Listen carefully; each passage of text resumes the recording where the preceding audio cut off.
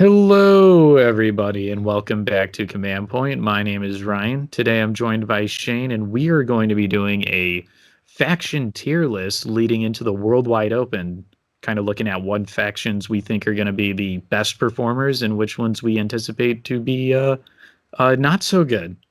Not so good. Yeah. At the time of this recording, the Worldwide Open is happening in 10 days. Yes. So we should be getting this out for you guys well before the start of the tournament. You guys can get, I guess, the inside scoop on what we think. Yeah. I think we did pretty well for the last one. We did. We They're did. pretty much correct. Yeah. Like what was it was Drukhari and Militarum and Admech were on top. Militarum, yeah. And two of those got into the finals, so Yeah. I consider that 100% success rate. All right. Yes. So do you want to start us off? What faction do you just start off with Admech, I guess, because they're at the top of the list. Where do you think they belong? Admech is tough to place because I don't think they're as good in a format that. So I guess for everybody watching, if you're not familiar with the Worldwide Open, it is essentially the Nova format from the past since the beginning of Kill Team. It's 100 points. It's hold one, hold two, hold more. And it's got this random secondary drawing where you literally draw 6 of the arena secondaries randomly after shuffling, and both players get the same group. So with that being said, this is a format that Hordes like, obviously. Adeptus Mechanicus is not much of a horde. Yeah. They can't really be a horde. I think they can get like maybe 9 or 10 bodies max on at 100 points, and they aren't like, that's going to be like weak shooty bodies. Yeah. It's tough because they're a good team. Yeah, they are good. They're a hard-hitting semi-horde. And I mean, there is something to be said, right, for that because like Imperial Guard performed well in past Novas, and they're kind of like the same thing. Is that correct? Well, I would say Imperial Guard can take a bit more bodies than Admech. That is Imperial true. Guard can get around like 11 to 12. More if they really, skim down on the plasma war gear. Yeah. Yeah. I think Admech, I'm looking at them as like a B tier faction. I couldn't ever imagine Admech being below B. Like I can never say that Admech is a C tier faction. But I don't think their strengths are highlighted in this pack. Yeah. I feel. I think they're gonna be low B, like just out of the gate, but we'll see as we move on. So next up is Astra Militarum. I mean, they're at least B for all the reasons that we just highlighted. Yeah, they're probably higher too, because I mean, Gottfried is just insane. That's true. Like this is a hold format, and if there's one model I want to be holding a point, it's gonna be Gottfried. Yeah, and I mean, okay, so this is basically Nova, right? Imperial Guard won the first Nova, if I'm not mistaken. Yes, it was Elliot Miller won with Plasma Spam Imperial Guard at the first Nova. So they're one of the two factions that have basically won this tournament in the past, and I think that the Imperial Guard meta has evolved a lot since then. I'm thinking of A tier right now. Yeah, that's a good spot for them right now. For now, for now, maybe we'll see where they end up on the A tier. So next up we have Asciani, and I'm gonna just I think they're D. I think Asciani is D tier. Yeah. You think they're D tier? I really do. Yeah. Okay. Holy crap! So here's my thing. like how many bodies can they field? Quite a bit. Uh-huh. If they want. They're gonna have like 11, 10, 11 if they're running the Exarchs. Yeah. However, can go Guardian Defender spam and run like 14 bodies, I believe. Yeah, so for the Guardian Defenders, like, what are their defensive capabilities? Because this format is skewed more towards holding objectives than anything else. They do go down easy. Yeah, that's my main issue with them is, like, if you do go wide with them, they go down so easy that I feel you can't rely on them to hold objectives. And then their offensive capabilities aren't that great. Like, their main models that you build a list around are their Exarchs, basically, and how many of those types of models can you field at once? Is that like 3, right? Yeah, you're going The to take the Dire Scorpion, Avenger, Howling Exarch. Banshee. Yeah. Yeah, the Yeah. Scorpion, the Banshee. Yeah. So So I think they're D tier. What do you think? this is an interesting thing. So for anybody that is listening and doubts whether or not we talk about this beforehand, this is live reactions, okay? Yeah. Because We have not discussed this. what I'm about to say is probably going to blow your mind. I think they might be the best team in the whole packet. Wow. Okay. Yeah. Go into that a little bit, please. So they are not the standard horde.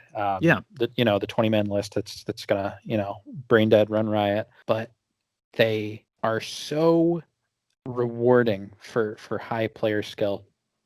And when I'm looking at this, I'm looking at a lot of these boards, a lot of these deployments, the arena deployments, and the deployment on the open board where all the objectives are in the middle, or 3 of the 5 objectives are in the middle.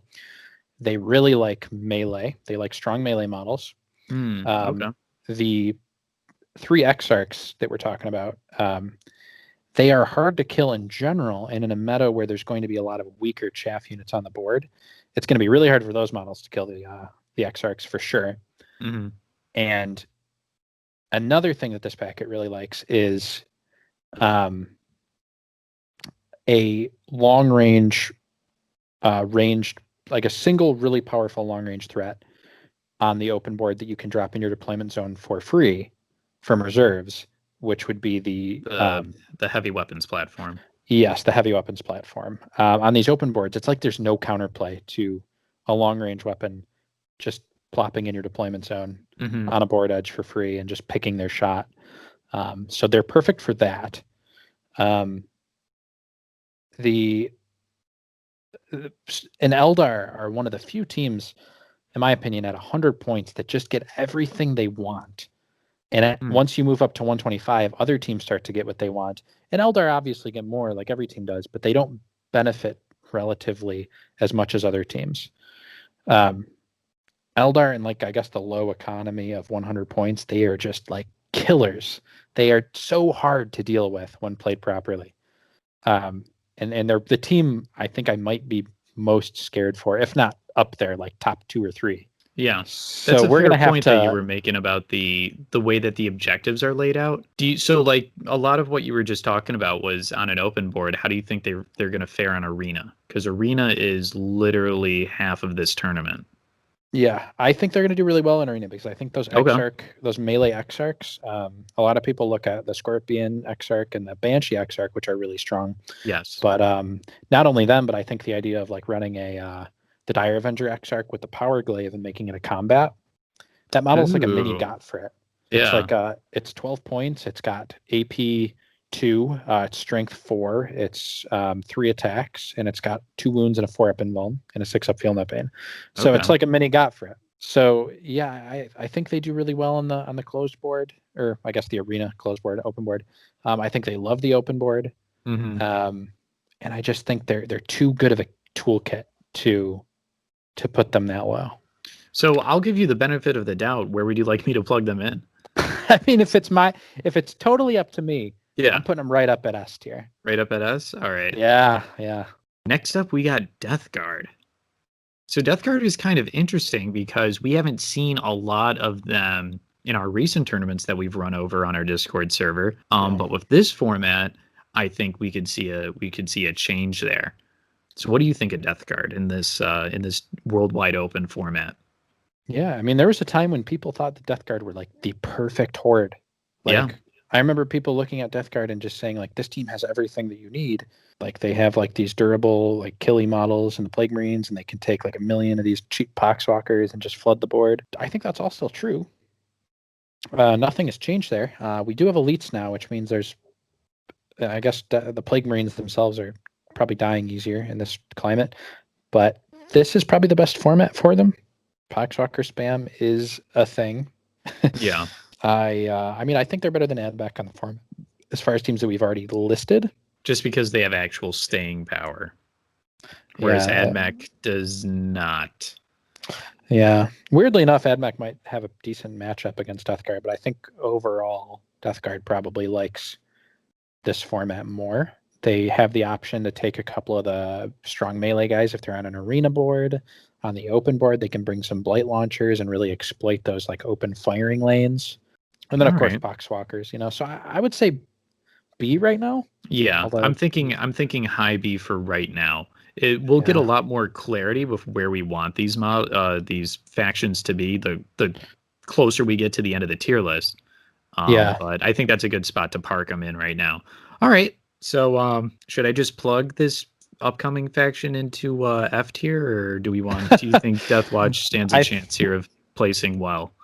I think we reserve F tier for some other factions. Oh, okay. All right. But I already know what you're talking about, but yeah. All right. Deathwatch are pretty rough here. I think D. Right now. I mean, they are 5 to 6 models. D for Deathwatch. Yeah, there you go. Yeah. It's really hard to run a pure elite team on here. I mean, holding 2 objectives alone is pretty tough. Yeah. And then with the you're only you're never going to want to take positionals. And with this packet, there's the chance, because you're randomly drawing the secondaries, that you could just drop 4 positionals. Pure positionals, yeah. Yeah, and then even if one of them's positional, then it's well, I'm going to take the 2 killy, but I still got to take another one. Yeah, I mean, they are, as far as killing power, in the situation where you can get 6 kill secondaries, they could probably work, but it's the random nature of the pack really likes teams that can kill and hold. So I think Deathwatch suffers. All right. So next up, we have got Drukhari. Drukhari, I think, are strong on this packet. Yeah, no, I definitely think they are. I don't think it's the same Drukhari that we've been seeing. Yeah, I still think we can see a Dark Lance on the open board really well, do a lot of work. Yeah. Just being able to deep strike in, pick your shot, it's ridiculously strong. The ability to take racks, though, and just kind of flood the board is another, I guess, challenge that might be kind of difficult to deal with. Yeah, I guess, for sure. I guess right now, where would you have them at this moment? I would at least put them at A. Yeah, if not S. I'm thinking about whether I would have them ahead of Militarum. I think the answer is yes. Yeah, I think I would put them at the top of A right now. For me, they don't present the same challenge that Astriani do, but they are scary. Yeah. All right. Next up is fan favorite Gellerpox. The Gellerpox. I love. So you've had a lot of experience with these guys recently. I have. Have you been playing them on WWO in open and arena, or just one or the other, or not even on this packet? I've played them a couple times on WWO, not extensively. I think I've definitely played them on the open board. I've played them on the arena board too. I would say that Gellerpox are much better here than they are in TAO. They have some weaknesses though. So they don't have any ranged ability really outside of a pistol and grenades, which means that they can't really exploit the open board. In my eyes, one of the best strategies on WWO is putting a guy, again, I've said it a million times, in your deployment zone for free. They don't have the option to do that. They don't have a ranged threat. What they can do on here that they couldn't do before in TAO is do the vet move charge, which is a huge thing for the Nightmare Hulks. That bumps them up a bit, and they are an amazing team on arena. They just have a lot of neat little tools that you can do, with the Geller shift tactic to just kind of teleport one of your mutants in front of a door or something. And your glitchlings can use a tactic to keep a door closed, even if your opponent's trying to open it. Yeah. The bloatflies with their ability to obviously they can fly. So if your opponent opens a bunch of doors, you can just fly into their deployment zone, pick up a secondary there, spread out to any of the table edge or the board edges. They're so hard to play against on arena. Right now, I almost want to put them at the bottom of B. But my brain I was thinking the same thing, yeah. My head is saying top of C, but my heart is saying bottom of B. I mean, what's the difference? Let's put them at the bottom of B. All right, Genestealer Cult. I think they're good here. I don't think they're as good as they were on TAO. On TAO, the fact that teams couldn't vet charge, I think actually was a buff that we didn't think about much with Genestealer Cult, because with Cult Ambush, it's they have the potential to get a bunch of vet moves in. Yeah. On this pack, though, the vet move is back, so Cult Ambush in that sense isn't as like unique. I mean, it is still an incredible ability. With cults, we kind of run into this issue where at 100 points, they, especially in a format where they just want to hold like this, it's hard to get a list together that has a lot of flexibility, because you just want to try and run like a 14-man list. And once you have, that's 14 of your models right there, so you've got like 6 left over. I don't think they're as good here as they were on TIO. But they're still good. Like, they're a tough nut to crack. They're not an easy team to play by any means. No, they're very difficult to play. They don't have any staying power on the board, really. It's just they die so easy, but you can field a lot of them, so that kind of helps. On Arena, they're interesting with their rock saws and their rock cutters. Yeah. On Open, they struggle a bit more. I'm thinking B, somewhere in B. At the least. They do have the option to have a big range threat on the open board. It would be the mining laser. Now, there's a few problems with it, though. First of all, you need to make it a heavy spec, which is one of your specialist slots. And you want to pair it with a comm spec. So that's 2 slots just to do this, and it's like just an engine. like a suboptimal engine compared to some other things that some other kill teams can bring in. Yeah. So it is a scary strategy, but you're investing a couple models into it and a couple specialists, so you're not getting like your veteran Genestealer or maybe like a combat, like Acolyte fighter, Acolyte fighter. Yeah, I don't know. I'm looking at them as a B team too, but I don't know where in B. Well, we're not really drawn to high B or low B, so I'm going to put them in between Death Guard and AdMech for now. Yeah, I would say they're probably better than AdMech just because of the bodies that they can Exactly. Take. Yeah. All right, next up we have got Grey Knights. So Grey Knights are kind of in the same vein as Deathwatch. I think we said this in TAO. I do think Grey Knights are a little bit better here, though, just because the activations that they can get through Psychic and Storm Bolters are just so good at killing hordes. And like a lot of how good a team is, you need to measure, are they really good at beating hordes? Because that's what you're going to be running into here a lot of the time. So, I mean, probably I'm looking at top of D. What do you think? I would say that's a safe place to put them. All right, moving on, we have Harlequins. Harlequins are weird because they're always weird in literally any format. I feel like it's almost like you have to have 2 Harlequins in each tier list. It's like Harlequins if you're playing against a psychic faction, and Harlequins if you're playing against a non-psychic faction. Yeah, absolutely. I think that they're pretty decent against hordes. It's really easy for them to take themselves to strength 4.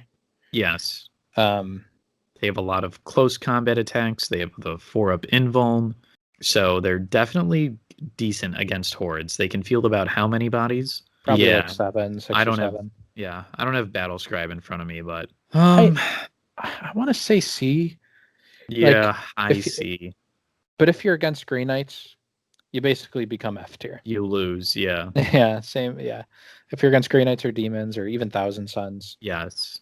Next up, Heretic Astartes. Heretics. This is an interesting one because so we've seen like some success with them at Nova just because of the dreaded cultist spam. Well, also, Will Blood last year took 4th, and he ran like berserkers. So they can cultist spam. They can run berserkers, and they can clock out at around like 11 to 12 bodies roughly. And what I really like, and this is something that I've been thinking about, is you can run like a split roster because the cultists don't take up the subfaction, so they can go on either subfaction. Okay. You could have like 3 Iron Warrior models in your roster that are like 2 gunners and then like a Terminator gunner. Just for the open board. Yes, with the open board in mind, because you need, if you want a comm specialist, you have to take the Terminator. But even that list still comes out to like over 10 bodies with all the cultists. I want to say that they're like, I think they're more flexible than Death Guard. Yes, I was just thinking that. Yeah. I almost want to park them in the bottom of A tier. Like, does Oh, that feel too high, jeez. or do you want to say top of B? I think B plus. I think B plus. All right, that's fair. I'm fine with that. So top of B, like Heretic, just feel like they can do it on this packet, but they're Yeah. just not like. They're, as we've seen before, they are very good on arena. So that is in Oh, no yeah. way a struggle for them. For sure, yeah. Yeah. They kill hordes. Those berserkers, they will tear through your chaff models. Okay, now. So this is we were talking earlier about F tier, Yeah. and certain factions that belong in it. Yep, Kroot. Just put them there. Just Okay. whatever. If there is another team in F tier, they are better than Kroot. All right. That is all that is important. Shout out to Games Workshop for putting out a Kill Team article on their website highlighting Kroot, not like 2 days ago, yesterday. It's like they're spitting in our faces. I'm not going to lie. Necrons, they terrify me on this packet. Okay. So, like, I'm judging teams by their ability to kill hordes, for one. Yes. And just, like, I don't know. Like, I think they're S tier. Yeah. The They first thing terrify that me. I can think of is just flayed one spam will absolutely eviscerate hordes. So like you just take Novak Necrons and you just take flayed ones. Throw a few Lich Guard in there, and like not for every matchup, but matchup dependent, and you're basically fine. Yeah, I think like you can run 2 Lich Guard, 6 flayed one, like every game, and do okay against most things. Yeah. I do think it's actually like I've been looking at like a Necron roster lately because I have Necrons are a special team to me because they were one of the first teams that I played. Yeah. And I love the aesthetic of shooting Necrons, like Yeah. Immortals and Warriors and stuff. And I would Mhm. love to see Mhm. that kind of make a return. Mhm. So I've been messing around with like a roster that has the ability to take the flayed one Lich Guard list, but also like maybe something with like 2 Immortals, 3 Warriors, 3 flayed ones, or like 3 Immortals, 5 flayed ones. Lists like that, and with the open board in mind, and because Warriors are really good against T3, which there will be T3. I just think Necrons are killers, and I think they belong in S tier. But do you see them above Asriani? Honestly, yes. Yeah, I would put them above Eldar, but it's Okay. close. I mean, I think also on the flip side, Eldar are one of the teams that have a decent matchup against Necrons. So Yeah, I think a good player would be able to beat Necrons out with honestly a lot of the teams on this list. It all just depends. So moving on, we've got Orks. I'm pretty high on Orks on this packet, like I know very you high. are. Yeah. They were second place last year at Nova. Yeah, I think so. I think they're an S tier team. I don't think I would put them ahead of Necrons or Asriani though. They can take the bodies. They can get to 16 bodies in a roster that also has the ability to take 14 bodies or like 12 bodies or something, like where like you have the ability to mix like a few knobs in with a swarm of boys, or just get like one knob and like a pure boy horde. And one of the scariest things to me is on that open board, like dropping a flash get in, even if you're not running freebooters and you're running Evil Sons, which I think Evil Sons is the way to go here. If you're dropping a flash get in your deployment zone from reserve after you've watched everybody move and you can like pick your shot, you just bring him in with the 2 ammo runs for free and you just destroy things. Like Yeah. that flash get is like one of the most insane things in Kill Team. I mean, do you agree with this assessment? Because I'm thinking bottom of S. Yeah, I think that's fair. I think that's a fair assessment. They can bring a lot. They're very versatile on this packet. Yeah, and kind of like the racks, it's like a horde that's toughness 4, Yeah. which is really valuable. Yeah. They don't have like a 4 or 5 up invulnerable save or anything like that, but it's still, I mean, it's a lot of bodies that your opponent's going to have to chew through if you take Orks. Yeah, for sure. I personally think like I think toughness 4 or 6 up t-shirt save is actually better than like toughness 3, like 5 up in Balm. We've got Servants of the Abyss up next. What do you think of these guys? I mean, well, Servants is a horde. Yeah, That's yeah. how they play. I don't think they're better than Gellerpox, No, but no. I think I'd rather run Servants than Harlequins on this pack. What about you? I mean, yeah, just because they have those rogue psychers, right? Well, yeah, the Rogue Psychers, but just like the Negavolt Cultists are like kind of monsters. Yeah, they are. Potential Yeah. sleeper? Potential sleeper? Yeah, it could be a Um, sleeper faction. You know, before we continue with this, we should say something about Kroot, because Kroot, we glossed over and we threw them in the garbage. They are a horde. And there's no denying that they can take a lot of bodies. But yeah. so when we say servants maybe should be there because they're a horde, I feel like we owe Kroot some clarification. Kroot is not, they are a horde, but what they are missing in their kits is like so fundamentally unfixable by any Yeah. format. Like Yeah. it is like every little thing you can do to make that team bad is like there. It's like they're 4-up ballistic skill with a rapid, basically a bolt gun. They've got 1 attack at strength 4, 0 AP, 1 damage. They have t-shirt saves. I'm pretty sure they're LD6.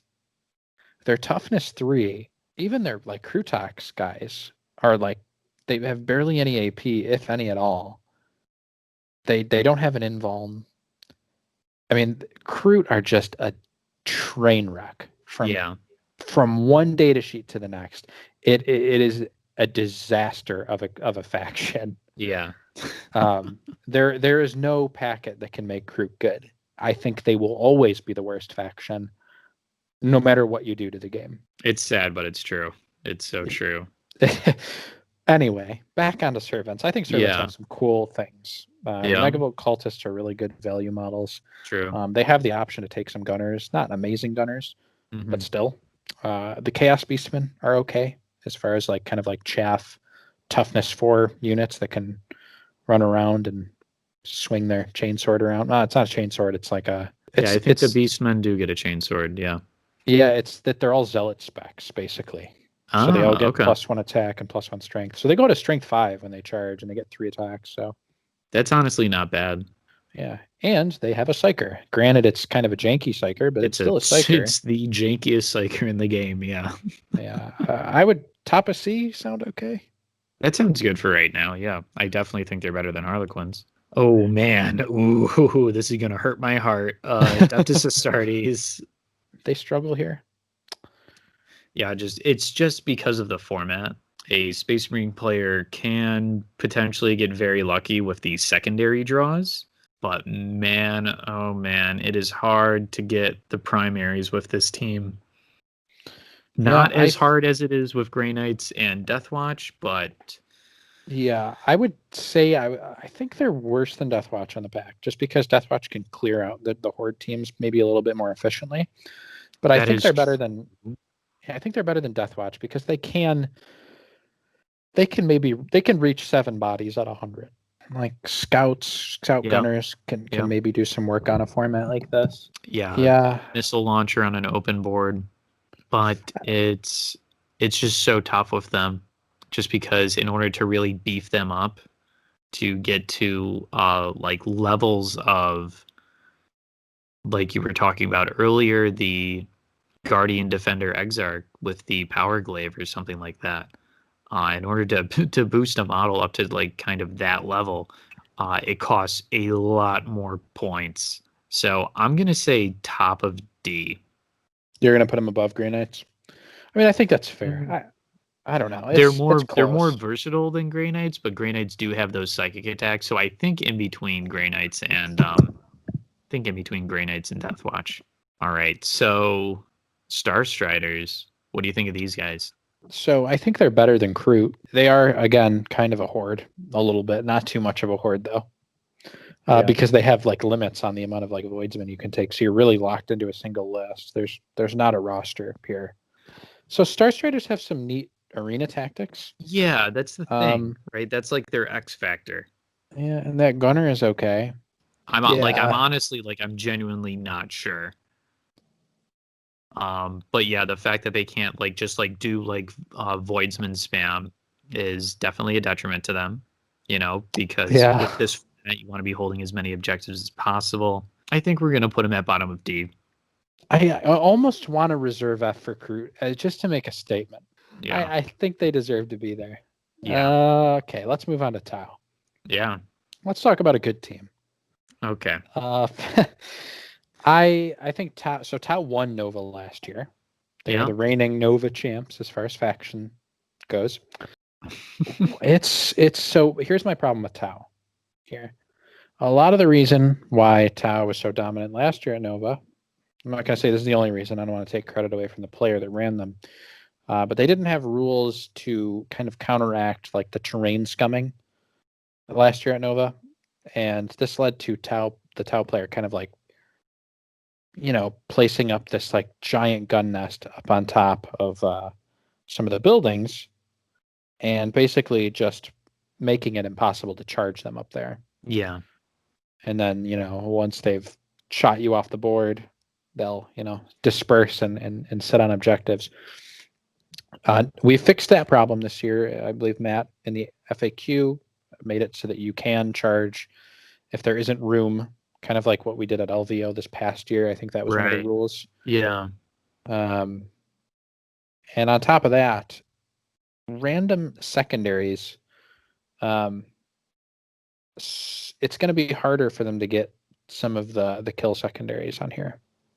Yeah. Cut apart is not really an option for them. No, it is not. They straight up don't have the option to be melee. So on Arena, they're going to suffer a little bit there. And some of these boards, even on the open board, when the deployments, all the objectives are like in the middle. So you're going to have to meet up, which means you're basically resorting to charging with shield drones. Which in and of itself on this packet, I'm going to say is not a bad strategy.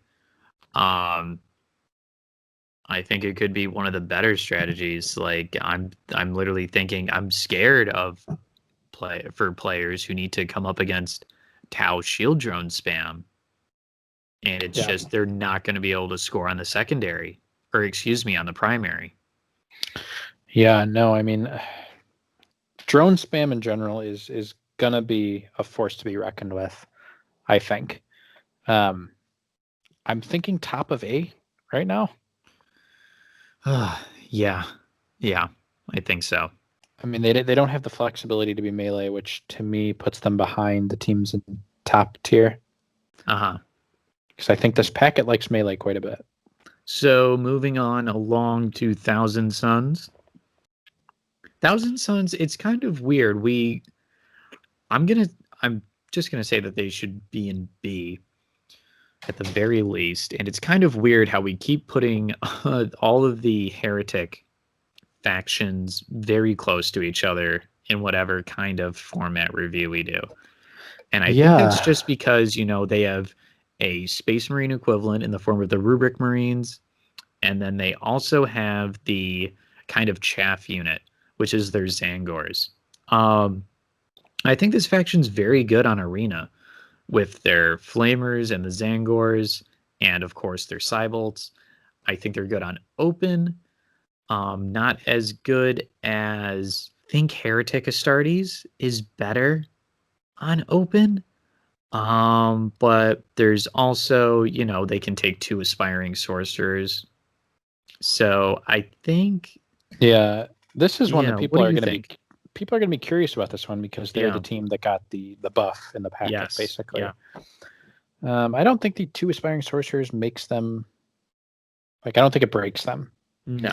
I'm torn between putting them above or below Heretic Astartes. I want to put them above for some reason. The shooting isn't as good, like as an Iron Warriors list, for instance. Yeah. But, I mean, a Soul Reaper Cannon's really good. Double Cybolt is really good. Their chaff units are stronger. But they don't have Berserkers. Yeah. I really think it's like a toss-up between those 2 factions for which one is better. It depends on if you're on Open or if you're on Arena. Yeah. So I'm going to say let's just put them in between Heretic and Death Guard. Next up, we have got Tyranids. Tyranids are definitely going to be stronger on this packet than they have in past tournament formats just because of their ability to, have a lot of bodies on the field. But also they have just lictors. Lictors are so scary on this format to me. I'm curious as to what you think of Tyranids. I've been thinking a lot about Tyranids specifically because I've been talking to Biernet about them a lot. Yeah, and yeah. because he was thinking about running them. I think they are one of the stronger teams in the packet. They struggle a little bit, I think, in the current format with, or in the current, I guess, like meta at 100 points comparatively. They have an amazing vet move with the Lictor or Ravener, depending on what you want to run. They can swarm the board, but I don't think that the 19 Gaunt 1 Warrior list is the way to go here. I think that's way too one note. Yeah. I think what you want is like 14 to 15 models, at least, but with flexibility to run some different lists. They're almost like the anti-Tau because I don't think they have incredible ranged capabilities on the open board to exploit that part of the packet. Uh-huh. Like there's the Venom Cannon, but I'm not a huge fan of the Venom Cannon. Personally, I know a lot of Tyranid players love it, but I mean, with Ballistic Skill 4 and D3 shots, it's just so unreliable in my opinion. Yeah, there's a lot of variance there. Yeah, and weirdly enough, I think the answer to this is a model that people are just too afraid to take because of the points cost, and that's the Hive Guard. Oh my goodness! I mean, that is the big Chungus of the Tyranids. Him and the Tyrant Guard are the Chungai, so to speak. But I mean, it's 35 points. It is Ballistic Skill 3. It's got 2 shots at like Strength 8, AP 2, D3 damage. It's like really strong. You can shoot models that you can't even see hitting on a 6. I mean, that and a Warrior is like 55 points, but that's a lot of points worth of gaunts right there. That's like over. Yeah. That's 13 gaunts. Am I? Yeah. It's almost like Orc with the Flash Kit vibes, just not as insane, but a lot more resilient. Sorry, my math was wrong. It's like 10 gaunts, I think. Because Oh, 50. okay. Yeah. Still, so like 12 models altogether. That's still a decent amount. Yeah. So actually, the list would be 11 gaunts, Hive Guard, and Warrior. So it's like 13 bodies. Still a lot. Yeah. And you have the shooting option. And then obviously on Arena, you can run your Lictors. You can play the Warrior game if you want, and just kind of like run like a pseudo horde, like with your swarm of Tyranids or Termagants, or not Termagants, Hormagaunts, I suppose. Mm-hmm. They have a lot of different sub-factions they could take too. I don't think the jury's out on which sub-faction is the way to go. Yeah. A lot of people like Kraken for like the 3d6 advances. And a lot of people like Behemoth for rerolling charges, and there's also the people that like Gorgon for rerolling rerolls of 1. There's a lot you could do with this team here. I want to. They feel like they should be at the bottom of S tier. I don't even know though. It's tough. Yeah, it is. At the risk of having S tier outnumber A tier, how about we say top of A? I'm fine with that. Yeah. And I guess before we move on, we should probably is there anything that we want to revisit now that we're nearing the completion of the list? I almost want to I want to revisit Drukhari. Yeah, I think that's the only one that's really sticking out to me. Is there anything that sticks out to you? Also Death Guard. Oh my goodness. Because we were talking about how much like Death Guard like this packet. And they're honestly not looking so hot anymore. They're looking like they were looking in TAO. Yeah, and I think part of that is a good point. Maybe we are disrespecting Death Guard a bit by putting them below Thousand Suns. I think part of it is because B tier is a little bit crowded right now, and I think there might be maybe Gellerpox shouldn't be in B tier. Maybe they should be at the top of C. Yeah, because of the open board, they that's where they struggle, depending on the secondary draws and stuff like that. Yeah, I'm So fine I'll with bump them down Gellerpox there. and see. All right. Yeah. I mean, like Death Guard, they literally have a model that you cannot hope to kill. Oh, the Blight Lord? Yeah, like just Blight Lord and Poxwalker spam. That's a viable strategy on this packet, is it not? Yeah, no, you can hit like 10 bodies with a Blight Lord, a Plague Champion, and like filling out with Poxwalkers. That's kind of crazy to think about. Alternatively, you can do like if you want to be a real crazy person and you don't feel like roster building, you can do a list that is Blight Lord plus 19 Poxwalkers. Yeah. That's a 20-man list. It's pretty crazy. It's viable too. I wouldn't mind bumping up Death Guard to like. Would you put them at the top of B or would you put them behind Heretic still? Death Guard are literally disgustingly resilient, so I think putting them there is fair. All right. Yeah, and that type of like durability goes a lot farther in a format like this where there's a lot of chaff on the board. Demons. Yeah, demons. I do not hold demons in a very high regard at 100 points. I honestly think they're better in TAO than they are here. Well, I guess I should say better in Ibericon. Yes, with that board. With the kill, hold. I just with 100 points, you really can't hit 14 bodies, like and get everything you want. Yeah, with demons, and it becomes very easy to force the break test, and their leadership is bad. And once you hit the break test, you're probably going to fail it. Maybe if you're lucky enough to make it to round 4 without breaking or without having to take a break test, you might luck out and not fail it. But it's really easy to have to break by like round 2, I think. I guess the question is, I think they're C tier, but I think so too. Not sure if they're. I mean, like I guess against Harlequins, they're gonna get those psychic attacks. They're above Harlequins for sure. Yeah. I think I honestly think I might like servants more than demons on this packet. Yeah. The more I think about like the Negavolts and they can actually hit like a lot of bodies, whereas demons at 100 can't really. I mean, pink horrors are obviously amazing at holding, but it doesn't matter what you're sitting on if your team shakes. I would put them above Harlequins, below servants. That's where I mean, I know some people would probably put them higher, but all right. I am I have played a lot of demons, and I can tell you that it's a tough go at 100 points for this faction. I think they're one of the like if this was 125, I think I would put demons A or S. Yeah, I agree. I don't know if there's a team that benefits more from that 25 point bump more so than demons, at least in my experience. Yeah. All right, so moving on to the Sister Act, we have got Sisters of Battle and Sisters of Silence left. Yeah. Sisters of Battle and Sisters of Silence. I like Sisters. Okay, so which do you like more between these two at 100? Or I guess in Worldwide Open?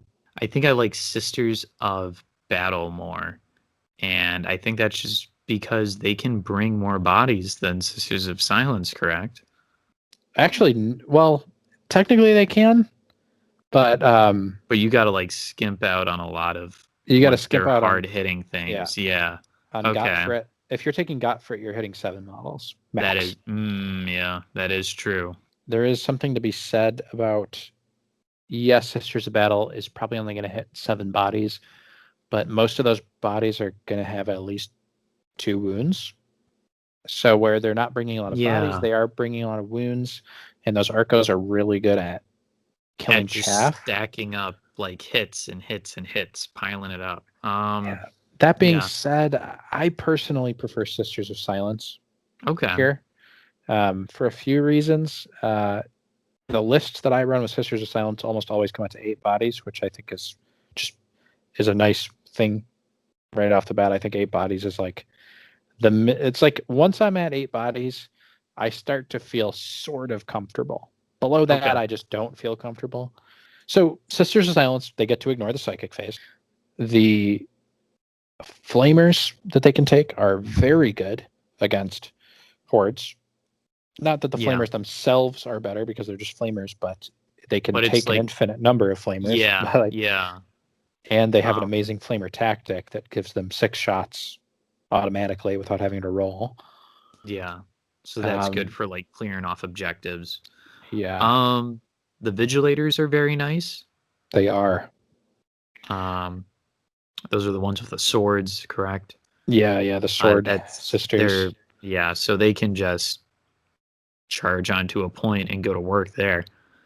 Because they're basically armed with like relic blades, right? Yeah, it is literally a relic blade. It's called Executioner Great Blade, but it's a relic blade. Yeah. I just think Sisters of Silence are such a fun little like toolbox. Like you look at them and it's very limited. They have a small number of tactics and only 3 data sheets, but it's like all the tactics are really good, and all 3 data sheets have like they serve a real purpose. Yeah. Like even the bolters, like they have like really good bolter tactics. I kind of want to put Sisters of Silence above demons.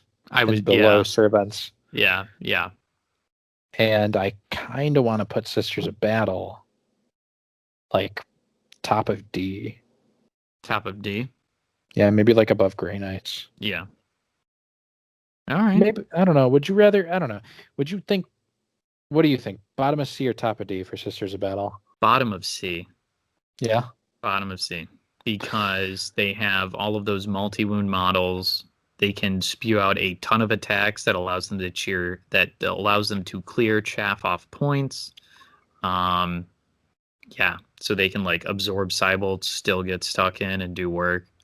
All right, yeah. So this is it. This is the tier list. The worldwide open. I guess we'll call it the Winter Kill Team tier list. Winter Kill Team faction tier list. Sounds good. Yeah. This look good to you? Yeah, I'm looking at it and it feels right. Yeah. I mean, Necron's right at the very tip top. That's is scary. Yeah, I'm not looking forward to that. Not a fun matchup. So yeah, I guess before we close this out, if you're listening / watching, don't forget to like and subscribe. Hit the bell just to get notified whenever we upload, because we're doing it pretty often these days. I don't think we've talked about it on a video, but we just hit 1,000 subs recently.